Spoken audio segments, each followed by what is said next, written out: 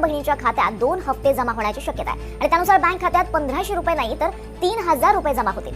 डिसेंबर महिन्याची सुरुवात झाली आहे, मात्र लाडक्या बहिणींना अजून सुद्धा नोव्हेंबर महिन्याचा हप्ता मिळालेला नाही आणि यावेळी नोव्हेंबर महिलांची ई-केवायसी प्रोसिजर झालेली आहे। जवळपास 40 लाख पेक्षा अधिक महिलांची ई-केवायसीची 90% प्रोसिजर झालेली आहे आणि आम्ही 2 महिन्याचा कालावधी दिलेला आहे। म्हणजे ही आता या महिन्याच्या म्हणजे सुरुवातीला चालू झालेली आहे प्रोसिजर, त्यामुळे नोव्हेंबर पर्यंत त्यांना अवधी आहे, म्हणजे आणखीन 1.5 महिना त्यांना अवधी आहे। जे पूरग्रस्त भाग आहे त्यांच्या संदर्भामध्ये आम्ही आणखीन 15 दिवस वाढवून देण्याचा निर्णय हा विभाग म्हणून आम्ही घेतो।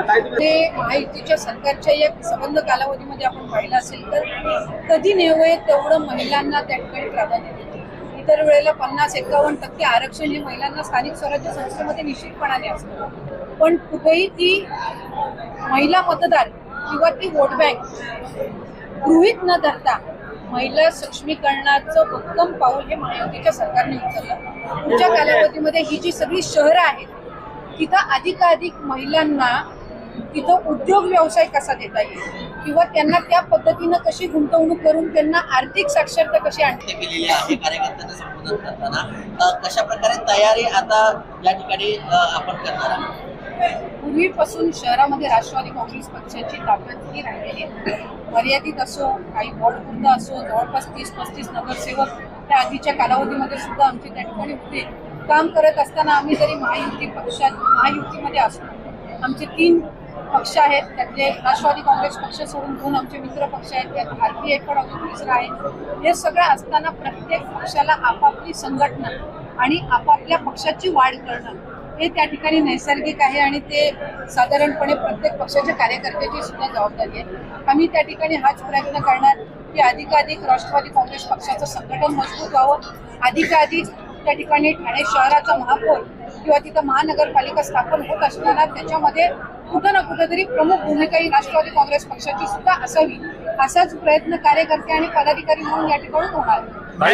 वादग्रस्त विधान देतात त्याला कुठेतरी अजित पवारांनी नोटीस बजावलेली आहे, तरी सुद्धा थांबत नाही, त्यामुळे कशा पद्धतीने पक्षश्रेष्ठी आणि दादांनीच त्या संदर्भातलं उत्तर दिलेलं आहे आणि त्यांना जी काही नोटीस असेल किंवा जी काही पक्षाकडण्याची समज आहे ते आदरणीय दादा असतील, प्रदेश अध्यक्ष असतील, आमचे वरिष्ठ नेते त्यांच्या पाठीवर त्या ठिकाणी ते घेतील। काही पालकमंत्री पदाचा क्रीडा सुटलेला नाही।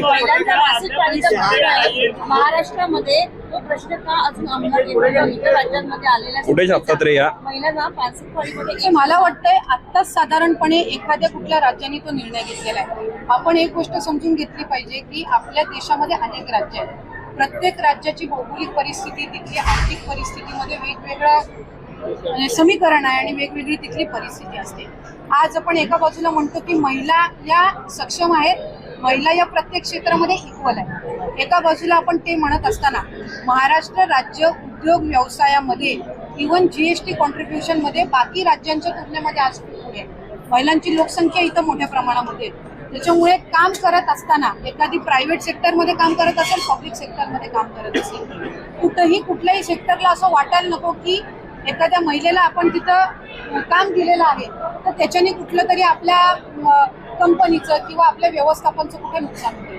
ही बाब जरी एका बाजूला असली तरीही महिलांच्या मासिक पाळीच्या दरम्यान होणारा जो त्रास आहे त्या संदर्भामध्ये शासनाकडे जर तशा पद्धतीचं आम्ही त्याचाही एक प्रस्ताव तयार करू आणि त्याच्यामध्ये आपल्या इथल्या महिला कामगार किंवा वर्किंग वुमेन यांचं मूल्यमापन करून त्या संदर्भातला जो